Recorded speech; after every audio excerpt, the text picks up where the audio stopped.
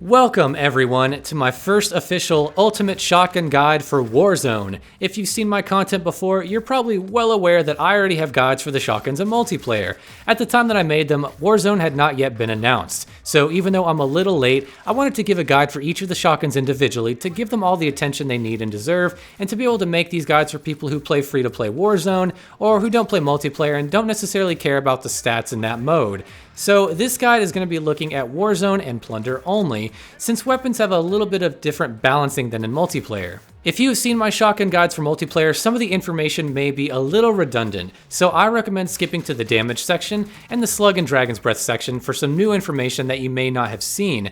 But there's lots of cool and interesting stuff to go over in Warzone, so let's kick off the series with my favorite shotty boy, the Model 680. We're going to go over basic stats including damage and range, handling stats, and ammo types including slugs and dragon's breath. I will leave timestamps in the description below. If you want to skip around, feel free, and be sure to subscribe if you enjoy Call of Duty, analytical videos, Warzone guides, or have a love for shotguns like I do. So let's go ahead and kick it off and go ahead and look at the damage profile. The base Model 680 in Warzone can do some nasty damage up close, but after a little bit of range becomes an absolute potato launcher. In its max damage range, the 680 can deal at most 200 damage. This is the cap, meaning you cannot one-shot down someone who has full armor since health is maxed at 250.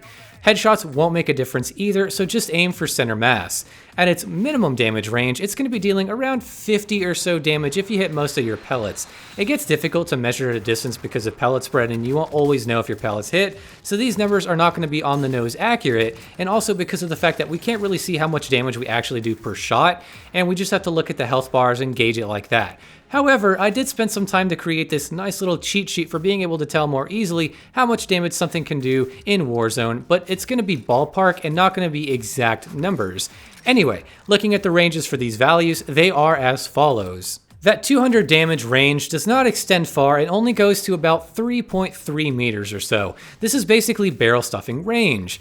Past this and up to about 5 meters, it's going to lower to about 135-ish damage if most of your pellets hit, and then from 5 meters to about 15.5 meters, it's going to be dealing 100 damage even, which is basically 2 armor plates from this range. Past this range of 15 meters, I really don't recommend engaging enemies unless you're extremely confident in your shot placement and that the enemy maybe doesn't know you're there, but even then you'll probably get turned on by a really good player with some sort of MP5 or something like that. The reason I don't recommend it, even if it's technically possible to kill someone from that sort of range, is because past 15 meters the damage drops and ends up being around maybe 50 to 70 points per shot, and that's if your pellets are all hitting consistently, and since pellet spread is really just random, it can really screw you over. So the sweet spot here is going to be around 10 meters or so. The 680 with Buckshot is going to take at least 2 to 4 shots to kill in most cases if you're hitting center mass, and with its slow 70 to 80 rounds per minute rate of fire, it's going to be extremely unforgiving to use unless you're basically barrel stuffing. Now luckily, we do have attachments to help mitigate spread and increase our range. Looking at the muzzle attachments, there are 2 to be concerned about really, the choke and the Marauder suppressor. The choke really helps with tightening your pellet spread, and while it does help more than the Marauder in this regard, it doesn't really extend your damage ranges by much. In fact, it was only about a 6% increase, so that 3.3 meter max damage range went up to about 3.5 meters, which is okay, but it's not that great, especially considering how helpful the Marauder is. And speaking of the Marauder, it tightens spread slightly, but more importantly, it greatly boosts range by about 24%, so that max damage range increases to 4 meters just about. Looking at all of the barrels, the most obvious choice for range and spread is the Sport barrel, which boosts the range to 3.8 meters, so it's about a 15% increase. The Marauder is actually the attachment that gives you the most range out of all the attachments here. So what if you combine the Marauder and the Sport barrel? That gives you about a 35% increase in range, taking that max damage range to about 4.6 meters. Nice. Out of all the barrel and muzzle setups, I cannot recommend the Sport and Marauder enough in Warzone. In standard multiplayer, I usually opt out of this setup despite its range because of how slow it makes you and how slow the aim down sights can be. But in Warzone, range is key and range is king, and having a really tight spread along with great range is what's going to get you those kills. And before I go on, yes, the Marauder suppressor does in fact lower movement speed, but this isn't something that isn't explicitly stated in the description of the attachment. Sneaky Infinity Ward is keeping us all on our toes with these updates, and they really don't state these things sometimes, so just be warned that it does in fact slow you down.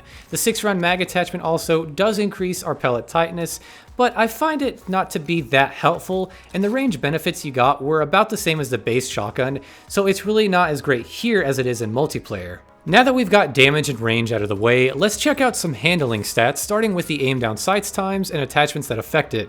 The aim down sights time for the Model 680 is sitting at around 21 frames or 350 milliseconds. Standard by most means and isn't great, but it's not awful. Aim down sights time is important for a shotgun because it will greatly improve and condense your pellet spread. So even though it's a shotgun and it's good to hip fire up close, aiming down sights with a shotgun is going to be much better to do, especially at longer ranges so more pellets can hit.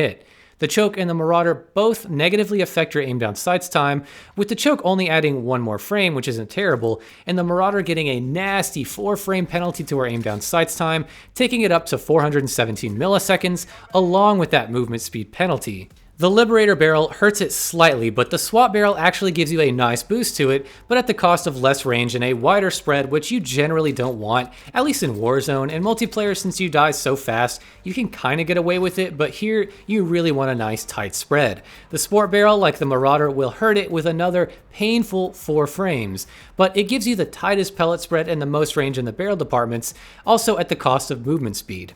Now before we go on, let's take a look at a master sheet of some of the ADS affecting attachments. The no stock attachment is a great attachment because it gives you a movement speed bonus and a nice 3-frame boost to our aim down sights time at the cost of aiming stability, which really isn't that bad or even needed on a shotgun. I do want to point out that the 2 grips that I see used the most, the Merc 4 grip and the XRK grip, do the same thing, but the XRK grip actually gives you a slightly faster aiming down sight speed than the Merc 4 grip, and it doesn't affect our movement speed as much. So if you want the best grip for the 680, always use the XRK grip on the Model 680. The tack laser is nice when you're going to be using those big barrel attachments, but if you're going to be in close quarters, that laser is just going to give you away if you're pre-aiming. So I prefer the 5 milliwatt laser because it helps sprint out time and because I can aim down sights just to get rid of it, and I can pre-aim without giving myself away too much. That brings us to the sprint out times and the lasers. The base sprint out time is at around 267 milliseconds. With a shotgun, you always want a fast sprint out time because it's so important if you're moving a lot. The 1 milliwatt laser takes it down 2 frames, which isn't too bad, but the 5 milliwatt laser takes it down 7 frames, which is kind of amazing actually, and it has a sprint out time of about 183 milliseconds. This is always a go-to attachment for me since I play so aggressively. It does help our spread too, with the red laser helping as well, but not quite as much as the 5 milliwatt laser. Just remember that the green laser is not showing when you sprint, nor does it show when you are aiming down sights. Overall, the Buckshot version of the 680 is going to be a C ranking for me. For its intended purpose in Warzone, it can work well, but considering SMGs are always going to be better, opt to look for an MP5 or an MP7 over the 680. It's just so unforgiving with that rate of fire and how inconsistent it can be with spread that in most cases you are just better off avoiding it late game or mid game. But we're not done. We have 2 other ammo types to look at. First off, Slugs. Oh boy, Slugs. Do they improve the gun in any way? Kind of, I guess technically, but mostly no. I have a video on my channel going in depth with these in Warzone, and basically here's the rundown. Slugs are a projectile with a slowish muzzle velocity and extremely weak damage. Before the recent slug buff, they were absolute trash. After the buff, they travel faster and it is easier to hit shots with them, but they forgot to change the damage, so it takes roughly 4 headshots, 5 body shots, or 8 limb shots to kill someone with slugs. So bottom line, just avoid them and never touch them until maybe we're lucky enough and Infinity Ward decides they're buff worthy. We just have to wait and see. But really, let's get to the meat and potatoes of what I wanted to show off today. The best attachment here, in my opinion, is Dragon's Breath, and ladies and gents, this is where the magic happens. This can easily take this shotgun from C tier all the way to A tier in my opinion. In standard multiplayer, Dragon's Breath reduces instant one-shot kill ranges, and it basically takes a little bit of time to get a burn kill because of the delay in burn damage. You do initial pellet damage that is generally weaker than Buckshot, and then you get 3 ticks of burn damage, so in multiplayer, you're honestly better off with Buckshot in a lot of cases. But for Warzone, it's a straight up buff to how well this gun can perform. So let's check out the damage and you'll see why. The base Buckshot 680 could deal about 200 damage in its max range. Dragon's Breath will deal the 200 pellet damage, and then it'll add about 30 extra points of damage, so it's going to be around 230-ish damage from one shot. In Warzone, the pellet damage does not seem to be any weaker, and in fact it just does more damage overall. Each tick of damage is around 10 points, found by using my Warzone health guide I made, so the max damage you'll be able to do is around 230 points, and the minimum damage is going to be around 60-ish points of damage in that shotgun range, and if your pellets are hitting. One interesting thing to note here is that it seems like the max damage range for Dragon's Breath is also slightly better than Buckshot. I'm not sure if this was an error in my testing, but I tested it multiple times and I kept getting the same results. But it sits at around 3.5 meters, which is just barely better than the Buckshot version. So it could be just an error in my testing, but it was a little bit better from what I could tell. Up to about 7.7 meters, you'll be still doing around 170 points of damage, which is more than enough to break someone's armor. And that's with no range increasing attachments. But still, I don't recommend trying to snipe or something with this and playing it smart and playing with it like a shotgun should be played with, and that is with closer ranged engagements. When we start adding attachments, you'll see that the Marauder and Sport Barrel are yet again the way to go with a maximum damage range of about 4.9 meters. With these two attachments, assuming most pellets hit, you can break 3 plates of armor from about 12 meters away, which is downright dirty for a shotgun. Dragon's Breath is just an overall amazing attachment to use in Warzone, and you seriously need to try it out in one of your classes. However, E.O.D does seem to counter Dragon's Breath more in Warzone than it does in multiplayer as well. If we take a look at this example, you'll see E.O.D will actually reduce the damage from the burn, as well as delay the time it takes for that burn to take effect. It looks as though E.O.D can protect about 5 to 7% of the damage you get from the burn, so overall it is a decently effective counter, but it won't save you all the time in super close range. Past maybe 10 meters or so is when you're going to be a lot safer if you encounter someone using Dragon's Breath. Just goes to show you how good E.O.D is as a perk in Modern Warfare as a whole. So now that we have that out of the way, what are my thoughts on the shotgun now? Well, like I said, it's A tier with Dragon's Breath on. It's basically a buff in all aspects except maybe how far you can actually land hit markers on someone, but the trade-off is definitely worth it. For my best class setup, I opt to use the Sport Barrel with the Marauder, Dragon's Breath, the no stock attachment, and the 5mm laser so I can sprint around a little more freely and have a nicer hip spread as well. This class can aim down sights in about the same time as the base model 680, but has the best possible range for it.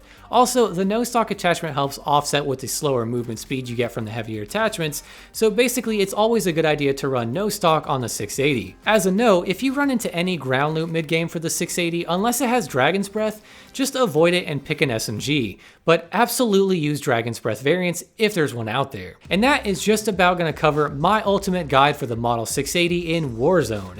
What do you guys think of this gun? Is it decent? Is Dragon's Breath overpowered, or is it still kind of meh?